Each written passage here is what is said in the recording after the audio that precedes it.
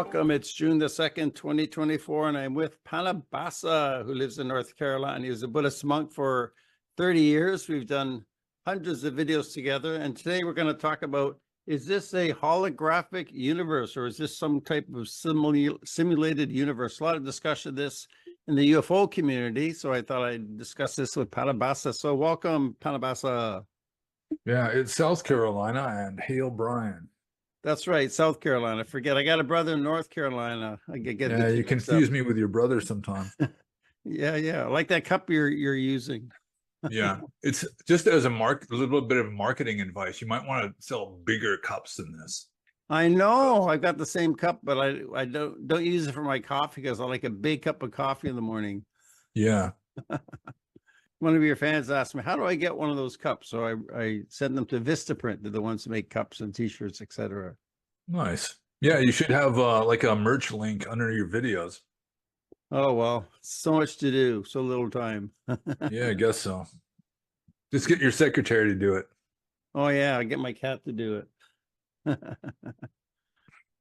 So you wanted me to watch this video with what, Richard Dolan? Oh, yeah, and Anthony Peake was talking about the simulated universe theory.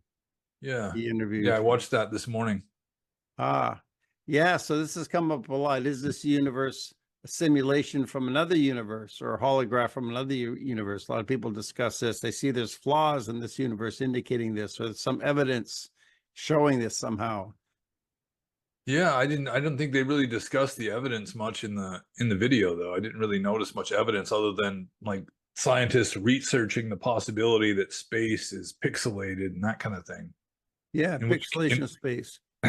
Yeah, Dolan didn't like that idea. He's kind of like a scientific materialist who thinks that, there's just physical matter is real. And so, he wants to believe that all this is real. Whereas the other guy, he's more open-minded with regard to maybe this isn't real, but still he's like a kind of like a scientific realist who wants to think that it's generated in a real way. And so, he's taken a step closer towards like certain schools of Buddhism or Eastern philosophy, but he's still kind of got one foot in like scientific realism, and the other foot is just kind of, outside the box somewhere. But he's still got one foot inside the box, it seems to me. Yeah, I think that's the case. I know Dolan's also interested in consciousness and other things. He's expanding a bit. He's like a UFO historian. Yeah. Yeah, you asked, you said we were going to do a video about the holographic universe, or is the universe a hologram? And there is sort of like a scientific theory about a holographic universe. And somebody asked me in a Q&A like a few weeks ago about the holographic universe. But actually, hologram wasn't mentioned in the video at all.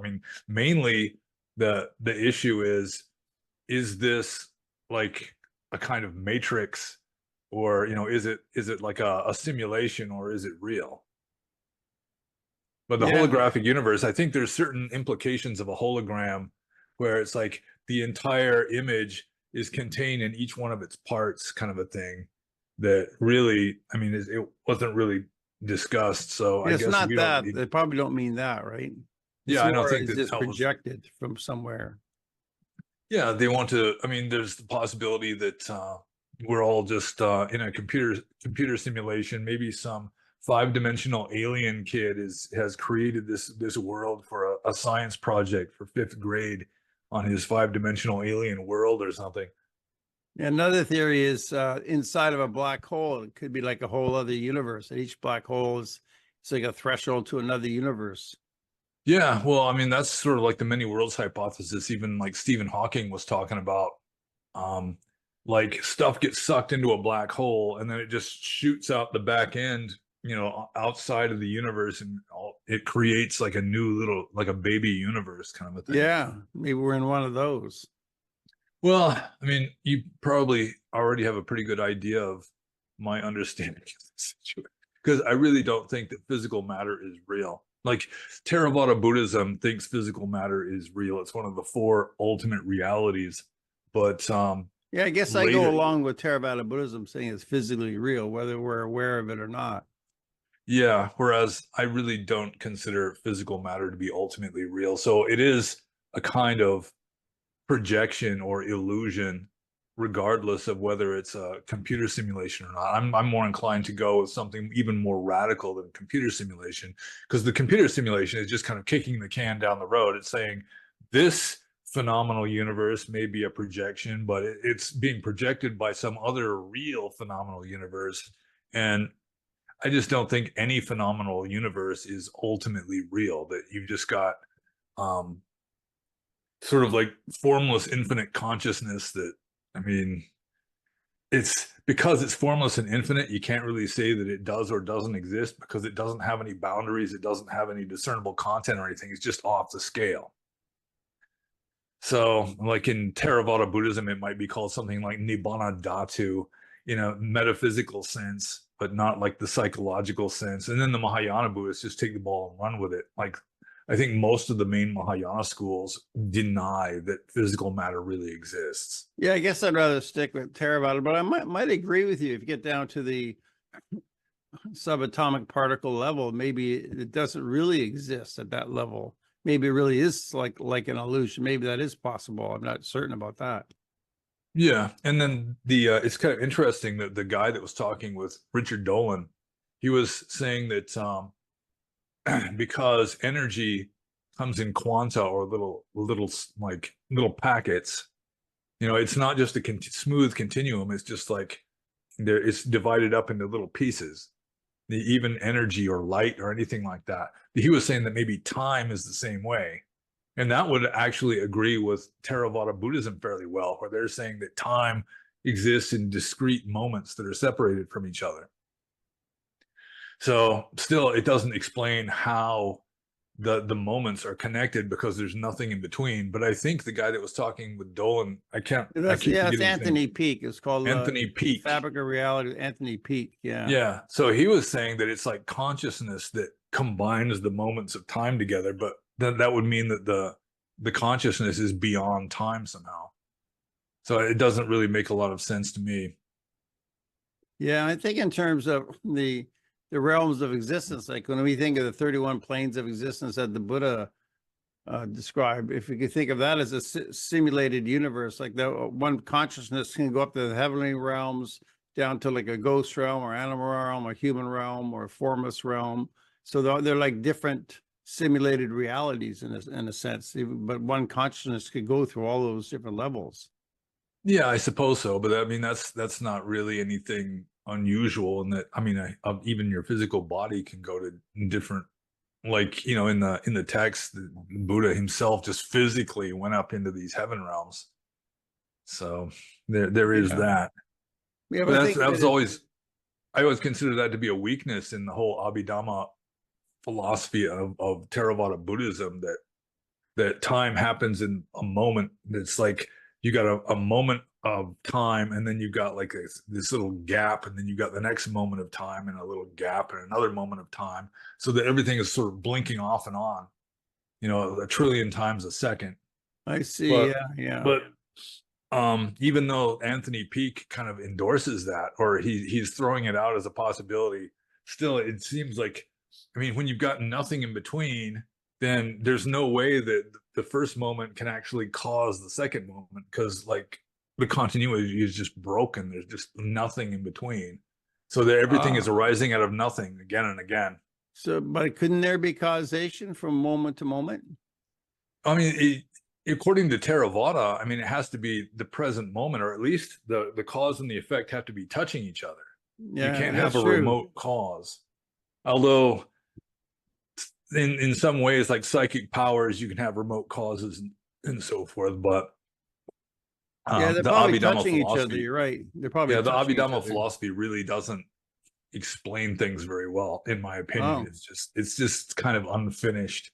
This kind of a crude attempt at describing reality. ah, But we're getting off the track already.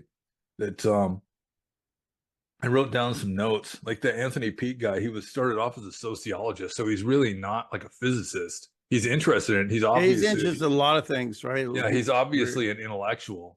Yeah, And he's yeah. one of those intellectuals that's kind of unchained. So that he's just like, what if this and what if that? This makes sense. Maybe this is true. And he's just kind of got one foot out of the box and one foot into the box, but he's still kind of addicted to like being an intellectual. He thinks that he can figure it out, that you can figure out reality, which is one of the doctrines of like the articles of faith of scientism, is that a human mind can actually figure out reality. Yeah, one of the tenets of Buddhism is you cannot figure it out through thinking. You got to go beyond thinking, right? Yeah, I mean, any kind of view is just sanya or perception, and perception is not reality. Good So point. So you made a good point there. Yeah.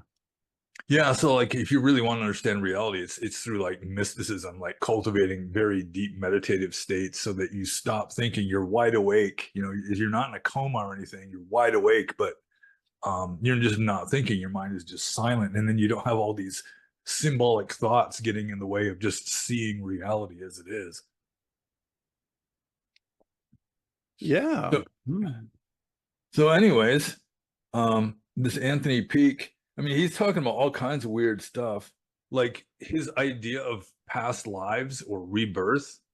I mean, he kind of believes in rebirth like a Buddhist does, but it's a very different kind of rebirth, because he's talking about you're the same person each time, and they're just variations. You just go through the same life over and over again, and then you're Is like that what he learning. said? That's crazy. Yeah, he was talking about that. It's almost like the philosophy of Nietzsche, his eternal recurrence, where just the same things keep happening over and over.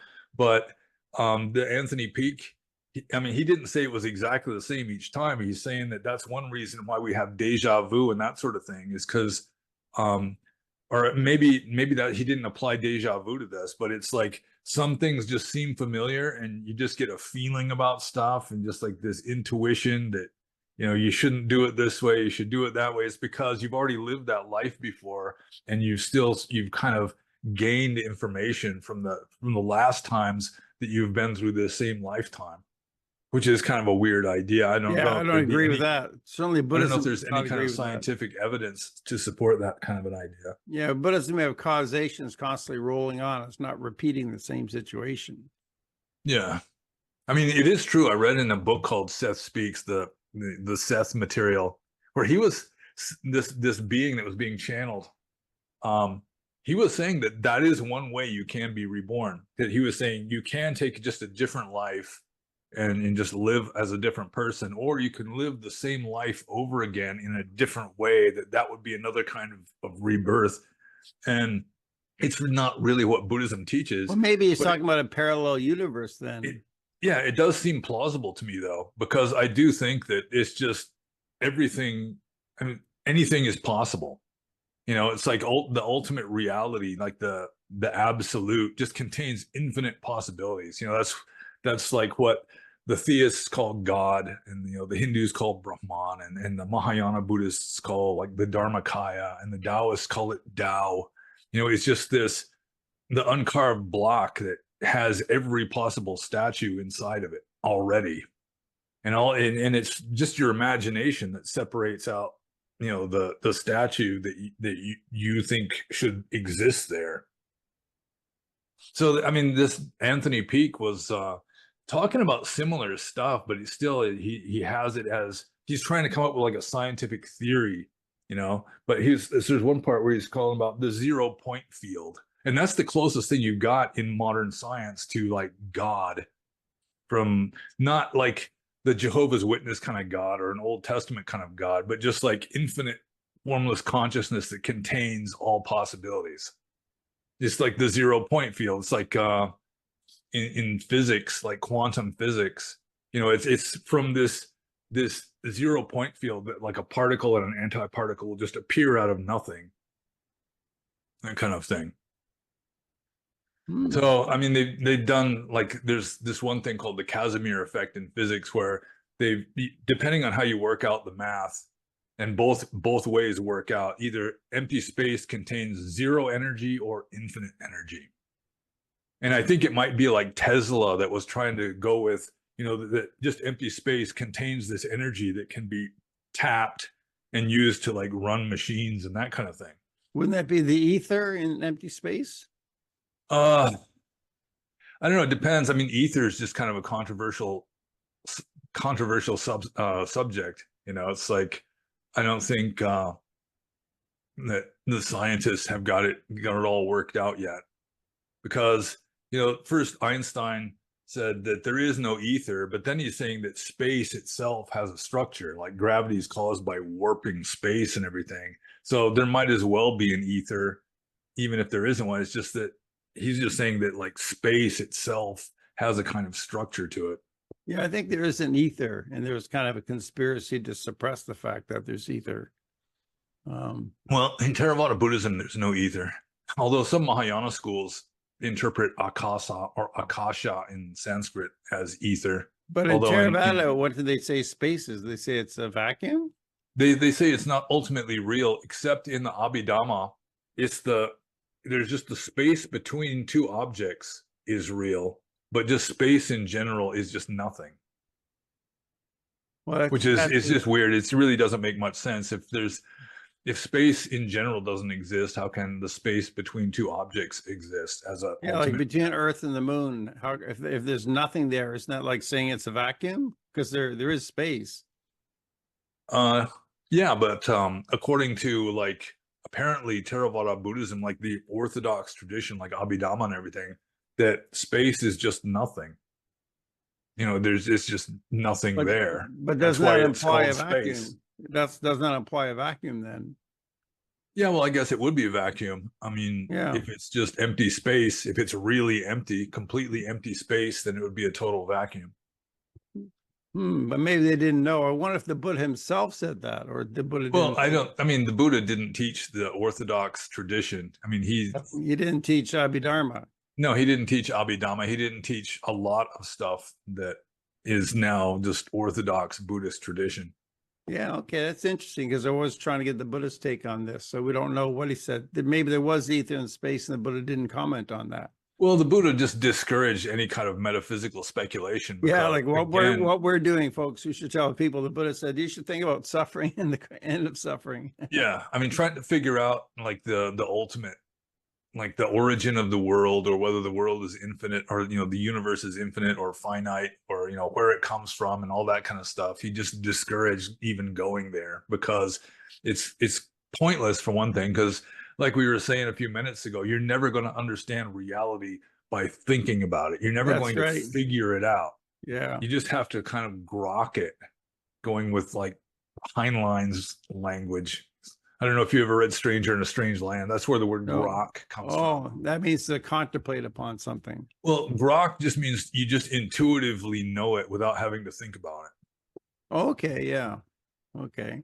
Yeah, it's some kind of alien word. That's why I'm not too serious about the simulation theory, but I thought we do, since I've hear a lot of talk, I thought we'd do one show on it, but I'm not too serious about it. Like, it doesn't matter to my worldview too much. I mean, I'm still understand there's suffering, the end of suffering, there's still UFOs and aliens, still have to deal with all of that.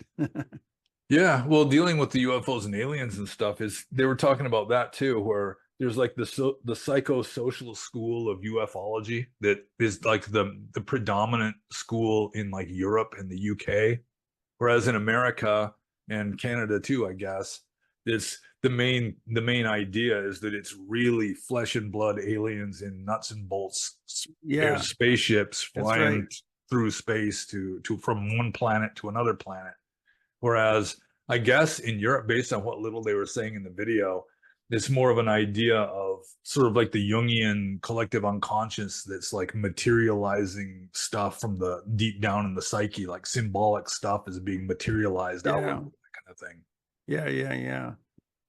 But I think the whole universe is pretty much that way, because I really do not believe in physical matter. So it's something like, I mean, you think about something like the movie The Matrix, where you know all these people are living in this world that's a computer simulation, and the people who are like symbolically enlightened are the people who get free of that, you know. But I mean, just going with the symbolism of the first movie, forget the sequels that just kind of abandon the philosophical symbolism of it. But the first movie, it was symbolically this pretty much like a a Buddhist or like Eastern philosophy kind of a thing. Also, there's some Christianity. It was kind of like a religious kind of a movie where they were using like a science fiction theme of this world being a computer simulation, but really they're talking about this world is just an illusion. And the people who realize that it's an illusion and see through the illusion are the higher beings or the enlightened beings. They can enter into the illusion and then come back out of it if they want to, that sort of thing. And that's why they can perform miracles and so forth. It is not that they're hacking a computer program or anything. It's just that, they've detached from the illusion and they know it's an illusion, and so they can manipulate it to some degree. They don't think that it's real and you can't change it. Yeah, I'm glad you mentioned The Matrix. That's good for this conversation. Yeah, well, it's one of my favorite movies. So Yeah. it is a good movie. It's an excellent movie. Hmm. So let's see. He was talking about the Akashic field also, but I guess he had his own interpretation of like the Akashic records, like what Edgar Cayce supposedly relied on to make his prophecies and in order to do his medical diagnoses and stuff while he was in a trance. He said he'd consult the Akashic records. And this Anthony Peake, I mean, he's still an intellectual and he still thinks like intellectually. So he's talking about like the Akashic field or the 0 point field is just like infinite information. He's thinking about the universe is ultimately just this infinite amount of information. And then it's sort of like the mind is like sort of singling out certain kinds of information that really we're bombarded with infinite information, but our mind is so narrow that we can only pay attention to a little bit at a time. And so in this version of reality, in this world, there's just a kind of a limited set of information that we're allowed to experience. Which, I mean, I can agree with that sort of, although it's not really information. I mean, he's thinking way too much like intellectually in terms of like data, like scientifically thinking in terms of everything is data. Everything is like numbers or something. Kind of like the spectrum, like the spectrum of ultraviolet and X-rays. He said it's like if the whole spectrum is like the length of the Mississippi, then what we can see is just an inch and a half in Missouri. The full spectrum of light that we see, this huge spectrum that we don't sense. He was saying. Yeah, I can agree with that much. That it's like the human mind is sort of like a radio that's just tuned into one frequency, and then you've got some really advanced like meditation masters and so forth that they can actually change the channels. They can expose themselves to different frequencies, maybe even travel to different versions of reality just because they're not locked into this one version of reality that's just tuned into this one frequency. Yeah, that would explain some people who can see ghosts and other people can't, I guess. Yeah, well, they were talking about that a little bit in the video too. It's like he was talking about like autistic people where, it's like the tuning of their radio is different. They can allow in more stuff, which sometimes overwhelms them. And that's one reason why they can act strangely sometimes, is they're just overwhelmed by information because their mind isn't big enough to contain all the info that's coming in on them. It's like they're trying to listen to 3 or 4 different radio stations all at the same time or something. Yeah, so the brain's purpose is to filter stuff out, to keep stuff out. Yeah, that's what he was saying, that the brain's purpose isn't to create data, it's to filter out data and just concentrate on like one limited bandwidth of it or something. Yeah, that makes sense. So we can survive in this dimension. Yeah, that's pretty much the way I look at it too, although I really don't consider like the 0 point field or God or Tao or Brahman or Nibbana Dhatu, like the ultimate, the absolute. I don't consider it to be infinite data or infinite information. It's just everything is there potentially, including infinite data, and then you just let that through the filters of your mind or something. Yeah. So yeah, he's actually said, this is a quote. He said, "God is an information field." Yeah. I think Nirvana is beyond that. Well, I mean, he's referring to like the ultimate. That's the highest he's able to conceive because he's such an intellectual, thinking in terms of data and so forth. that he just sees God as infinite data. The ultimate intellect, I guess. But we think of nirvana as something just off the charts that we can't put words to. Yeah, it kind of reminds me of the ancient Greeks who just thought that the intellect was supreme. You know, it was like the highest power in the universe or something. But it really isn't. It's just kind of a tool that we use for processing information, I guess. So also he was pointing out that like the entities that people see on DMT, like ayahuasca or something, how that in many respects they're the same as alien abductions, like experiences you can have, like near-death experiences. He said some near-death experiences also are pretty much identical to alien abductions. So he's going with the whole mental thing where it's all just like a projection of mind, as opposed to Dolan, who he didn't like that idea. He really does want to think that, you know, it's real flesh and blood aliens that are doing, like, you know, really taking people onto like a metal spaceship or something. Yeah, I like the idea of consciousness. Like I do interviews with members of I got the book here for the Conscious Contact Research Institute, The Greater Reality.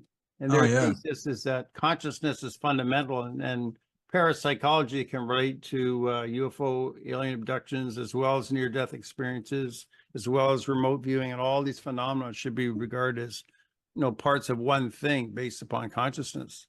Yeah, might as well throw Bigfoot in there too. Yeah, I see the picture on your wall back there with the flying saucer. Oh yeah.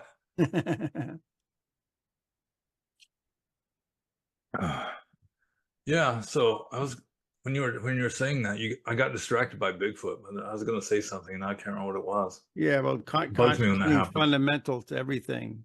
Yeah, oh yeah, yeah, that's it. That consciousness is actually more real than physical matter. Yeah, I Like agree with that. like That's like a it thesis too. like an atheistic scientist. I mean, they start with physical matter and think that somehow a brain, you know, this lump of meat like this big, is actually somehow generating consciousness. And they have absolutely no way of explaining how a lump of meat can generate Yeah, consciousness. most say they just don't know. They don't know how this is Yeah. done. If some Yeah. don't claim it's the brain, they just don't know what does it. Yeah. Yeah, well, they do have a certain amount of evidence, like, you know, you damage certain parts of the brain and certain parts of your mind don't work right anymore, that kind of a thing. But still, I Yeah, mean, yeah. they're starting with what is uncertain and then trying to deduce the certainty from that. Whereas, I mean, the only thing that's really certain is consciousness. If anything in Yeah, the I entire agree. world is sure, you know, you can't doubt that it exists, it would be our own consciousness. I mean, everything we see out there, it can just be a dream or an illusion or a simulation or whatever. But our own consciousness, that's obviously real because we're experiencing it directly all the time. Yeah, we know, we feel ourselves that we have real consciousness. Yeah, that's true. I agree with that. Yeah. So I'm skeptical about the existence of physical matter, even if physical matter does exist somehow. I mean, it doesn't.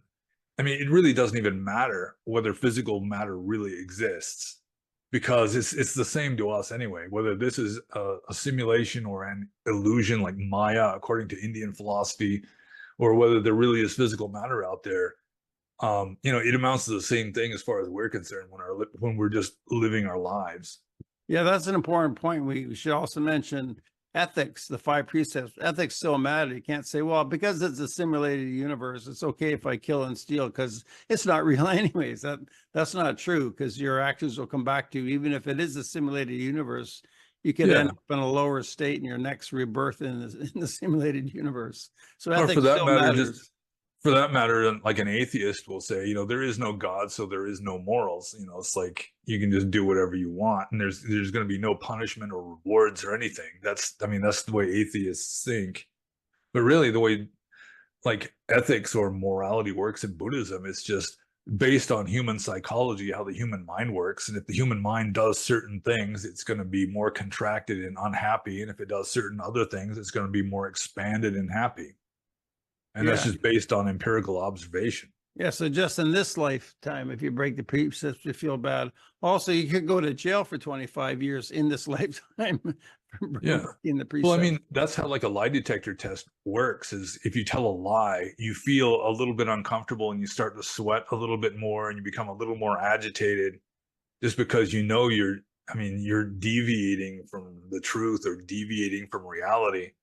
And just, I mean, you can measure that there's a certain increase of anxiety when you tell a lie. I mean, the person might be so numb that they don't even notice that they feel different, really. So, I mean, it's still there. It's just that it might be just kind of subliminal for them and they don't fully realize it. But you do a lot of that.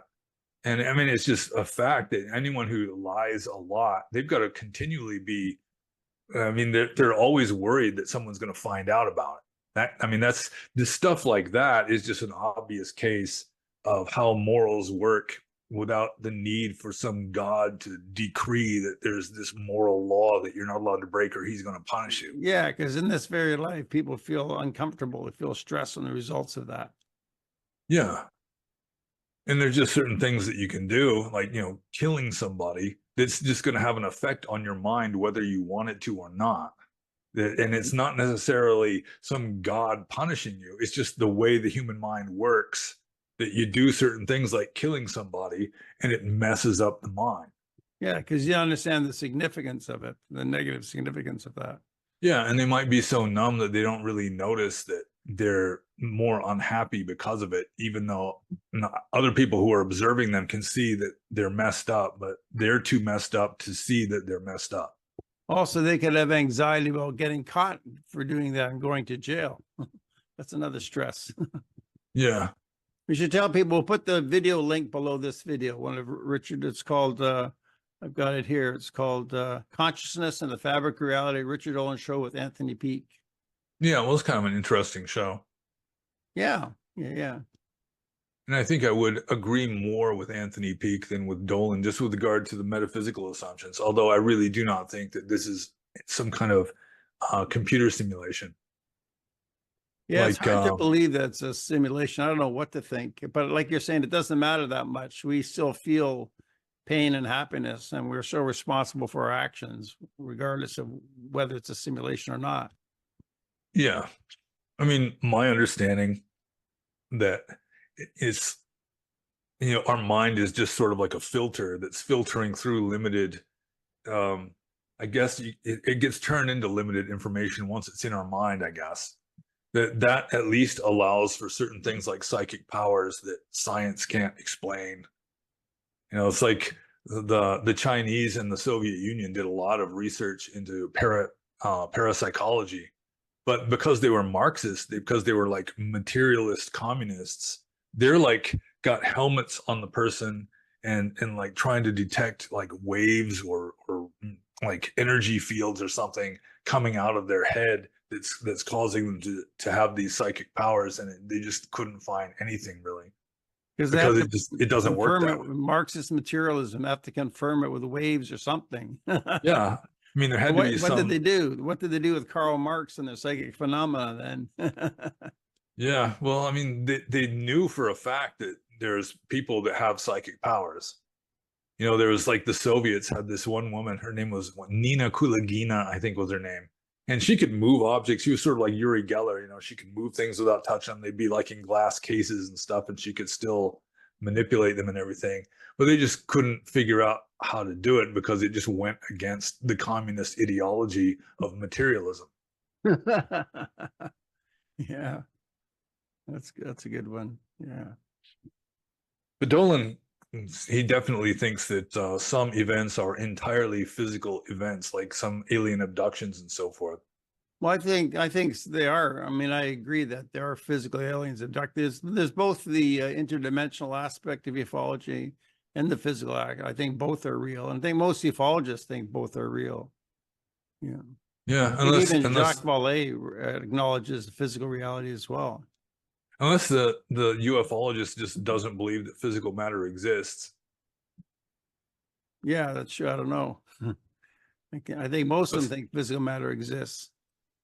Yeah, I assume so. Most Westerners assume that physical matter really exists, including most Buddhists and most like Hare Krishnas and so forth in the West.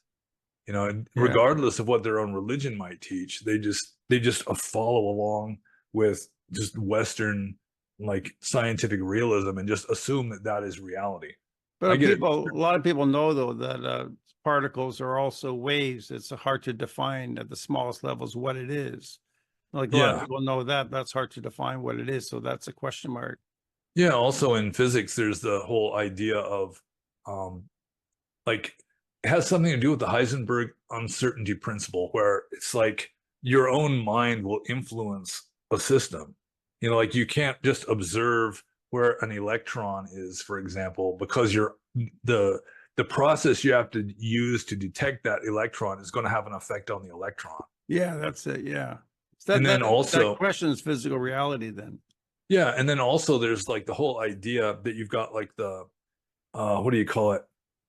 The It's like this uncertain state. It's like when a particle travels from A to B, you know, you got an electron, say, it's going to travel from point A to point B. It doesn't just go by one route, it goes by an infinite number of routes. It goes by every possible route. And it's the observer who collapses that down to one. You know, the observer just picks one, and then that's what it has to be, and that's what it is. And you can observe, you can like measure that and everything. But a different observer might observe it differently. But whichever one is the first person to observe it, that's the one that it just becomes like set. So does that raise a question about what's the nature of reality? Reality could have gone this way or that way then. Yeah, definitely. And I think it goes every way, every possible way, because when the electron goes from point A to point B by every possible route is just as real as every other. And then we just focus on one because we can't deal with an infinite amount of information. We just limit it to just one. And that's like modern science talks about that to some degree. Yeah. And also some parapsychology is some parapsychology is pretty much proven that there's just certain kinds of psychic powers that at least some people have. Pretty much everybody has it, at least to a tiny degree, like being able to predict being able to tell what card is, like remote viewing experiments and that kind of thing. That some people, I mean, you do thousands and thousands of these tests, and you get like just like less than 1% above random. Still, that's statistically significant. I mean, that's still, it's still measuring something that shouldn't be there. That's true. So anything else to say about the simulated universe? Any other theories? Yeah, well, I don't fully understand the whole holographic universe. I thought maybe I was going to learn something about it in the video, but it turned out that they didn't really talk about it either. Yeah. But I do think that this world is not ultimately real, that it is sort of a mentally generated illusion. Yeah, like a construct of some kind. Well, maybe you're right. Maybe I just don't know, and maybe that's true. Yeah, well, like in India, it's called Maya, just the world of illusion. That's Hinduism pretty much takes that for granted, at least a lot of schools of Hinduism. One And thing the also, gray aliens do is they can actually walk through walls, and they can take human beings right through walls or right through windows. That's a very common thing in alien contact stories. So yeah, somehow and with so the reality, physical reality, they can go right through them. yeah, and people in the West, most people in the West would assume that they're using some kind of technology to do that. Whereas, someone with more of an Eastern point of view would think that they've got some kind of psychic powers. They've got a bigger, more powerful mind than we do, so they can manipulate stuff, sort of like Lawrence Fishburne in The Matrix. So it's like their own consciousness can do that because they understand reality in a different way, or higher way. Yeah, exactly. Yeah, that's a good example right there. Yeah. Mm-hmm. So yeah, I think I pretty much addressed all of the little notes that I jotted down when I was watching it. Okay, well, I look forward to the comments from the viewers if they have any ideas about simulated reality. Yeah, Your it's true comments though. are different than mine. Yeah, I watched one of your videos about you're like debating or discussing the flat Earth with, what was his name, Flat Earth Dave or something. Yeah, This we can guy do a who's video on the flat Earth next if you want. some guy who specializes in arguing that the Earth is flat. And you look in the comments under the video, it's like about half the people think that anyone is stupid who thinks that the world is round. They call them globetards. Yeah. which That's is right. is just kind of mind blowing to me. Yeah, yeah. Okay, well, we can wrap this up this video and do one on the flat earth if you like. Yeah, well, we can do one on something. Okay, well, thank you, Pannobhasa. Thank you for this talk. If I want to consult you with this, so thanks for doing the research. Appreciate your time. Yeah, you're welcome. Okay.